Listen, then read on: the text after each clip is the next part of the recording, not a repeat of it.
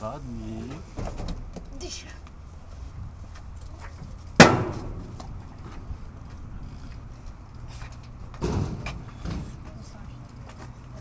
Kurva, že ja som takto včera odkryl. Nevadí, okinku. Čo budete sa fotiť? No jasné. Profilovky na Facebookík. To zase bude. Krist. Dáme. Ale si na ne počkal. V tej parte sme boli kedy? Prosím ťa. To nám dáš na Facebook. Mne sa zdá, že ona nedáva nič na Facebook.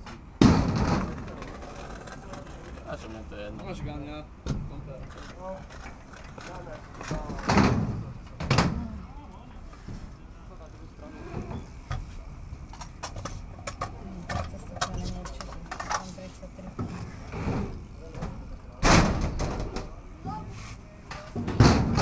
Čo si mi písal, že som bol že decko, ty žid.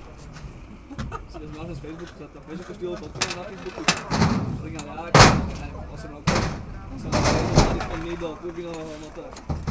Čo bolo za typka toto? Čo? Čo bolo za typka? Motora, lietadla. Pripadá mi jak pedofil. Štýlo a fotka. Ale aj ten, čo mi napísal, že som bol škaredé decko. A tak to bola čistá provokácia, sa čaká, čo napíše. Robí striptera. To fakt. Robí striptera hen. To je zaujímavý typek. Akože väčšinou ľudia, akože keď on dojde, tak akože sa akorát z neho bavia, ale... Koľko je vlastne?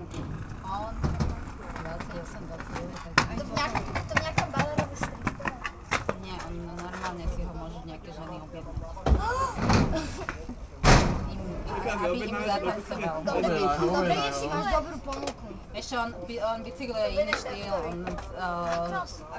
on trial, to znamená, že on takže skáče na zadnom kolese, vyskočí proste výšky a takéto. Najde urobiť 100 metrami manuál. Sponzorovaný, že? Tak ale on viac menej nie ani kvôli tomu, že by tak dobre jazdil, ale skôr kvôli tomu, že sa to vie vykecať, vieš. Ako si ten žltý bel. Ten človek je musí brať veľmi, veľmi zrazivý, akože to, čo on hovorí. Máš to pričať?